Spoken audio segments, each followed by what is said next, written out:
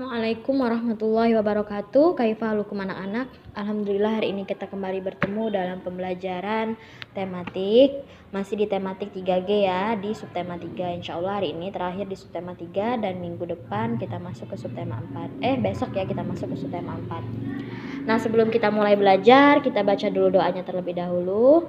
Rabbi zidni ilman, Allahumma inni as'aluka ilman nafi'an wa rizqan thayyiban wa amalan mutaqabbalan.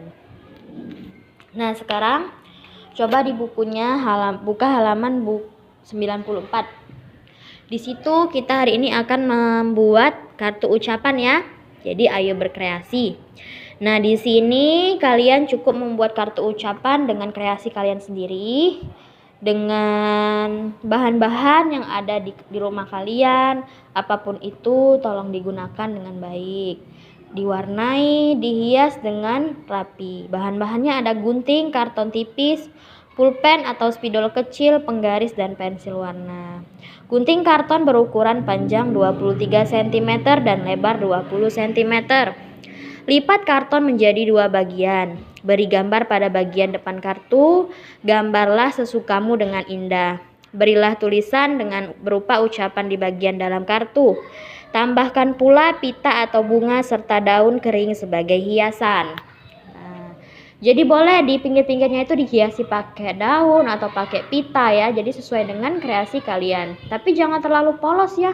Jangan cuma ucapan aja. Ya, jadi harus kreasi karena nilai dari kreasi kalian itu akan menentukan nilai kalian. Ya, seperti itu ya. Itu ada di halaman 94. Jangan lupa dikumpulkan. Kalau untuk tugas SBDP-nya ini Ustazah tunggu sampai besok ya. Sekarang coba dibuka bukunya halaman 98. Ya, dibuka halaman 98. Aduh, susah bukanya. Nah, di situ ada di taman air. Ustazah mau membaca dulu ya. Murid-murid sedang berwisata di taman air. Di taman air mereka berlatih berenang dengan pengawasan guru olahraga. Tidak hanya murid-murid, ada juga pengunjung lain yang berenang atau sekedar bermain air. Di taman air ada beberapa petugas penjaga taman air. Tugas utama para petugas adalah menjaga kenyamanan dan keselamatan para pengunjung. Sesekali mereka meniup peluit. Peluit ditiup untuk menarik perhatian pengunjung yang melakukan tindakan berbahaya. Meniup peluit merupakan cara petugas berkomunikasi. Seperti saat ini, petugas meniup peluit karena ada anak yang memanjat sisi miring seluncuran. Hal itu berbahaya karena anak itu dapat terpeleset.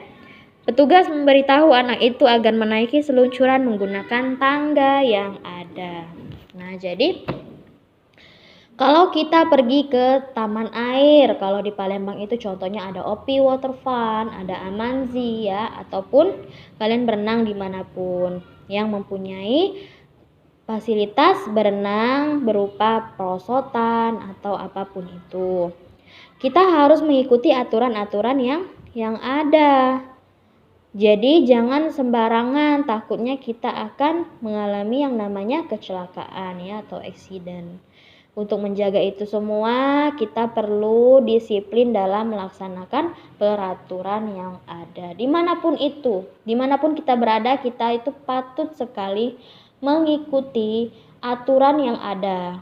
Ya, karena Nabi kita juga Muhammad SAW mengajarkan kita untuk patuh dan ikut aturan yang sudah ditetapkan ya, seperti itu. Jadi jangan menyalahi aturan ya anak-anak ya.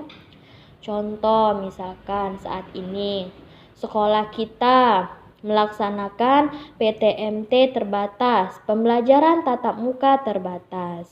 Kenapa sekolah kita melakukan itu semua?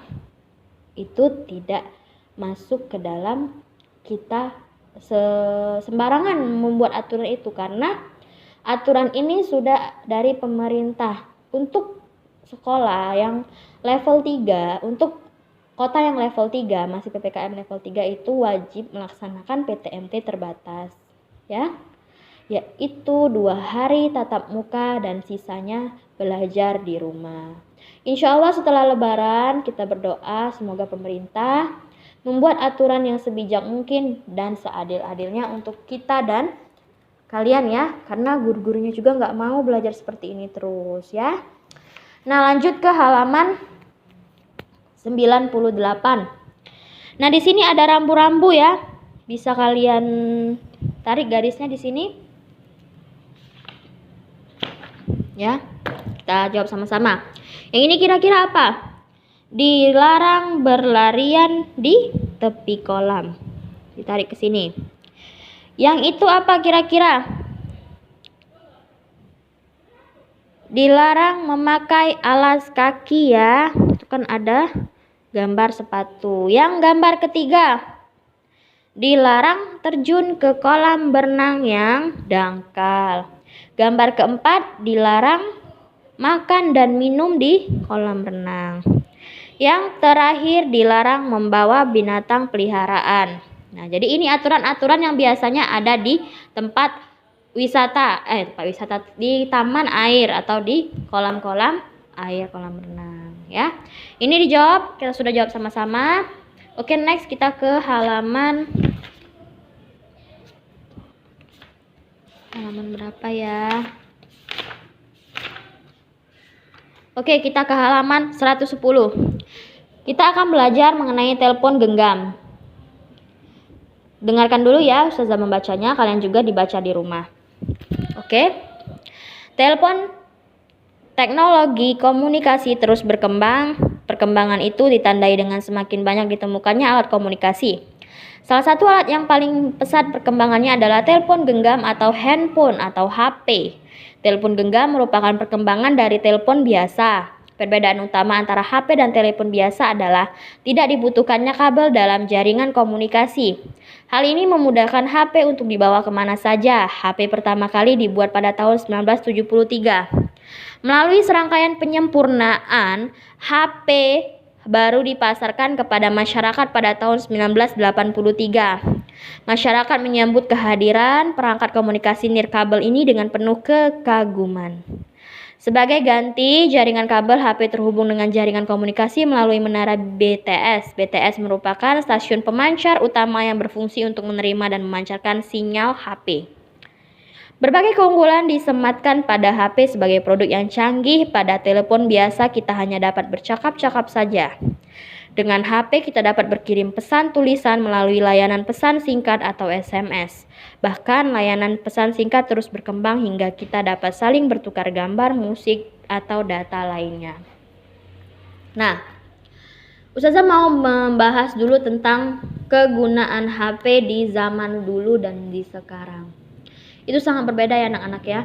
Karena zaman dulu itu HP itu digunakan dengan semaksimal mungkin sesuai dengan fungsinya untuk menghubungi orang. Memang benar-benar digunakan secara baik. Jadi kalau sekarang itu Ustazah sangat sedih ya. Apalagi kalau melihat anak-anak Ustazah itu main gadget terus ya, main HP terus ya. Main HP-nya apalagi kalau buka TikTok ya nak ya. Ya ampun, jangan ya nak ya. Jadi kita itu harus menggunakan HP itu sebaik mungkin, karena HP ini juga bisa menjadi pahala kita ya. Bisa kalau misalkan kita punya HP itu dibuka untuk membuka hal-hal yang baik, membuka kajian-kajian ustadz. Kalau kita buat status itu buatlah status yang baik ya, jangan status yang memojokkan orang, status yang pokoknya yang tidak baik ya, status yang apalagi kalau ada musik-musiknya ya anak-anak ya. Nah, jadi Ustazah harap kalian bisa menggunakan handphone ini dengan baik dan benar ya. Dan untuk Umah dan Abahnya juga tolong diawasi anak-anak dalam bermain handphone seperti itu. Nah, tugas kalian cukup menjawab nomor 1 sampai dengan nomor 5 di halaman 111. Seperti biasa, Ustazah tunggu tugasnya paling lambat pukul 8 malam hari ini ya. Kalau untuk tugas membuat kartu tadi, Ustazah tunggu sampai besok ya. Kalau sampai besok tidak dikumpulkan, nilai SBDP-nya kosong ya anak-anak ya.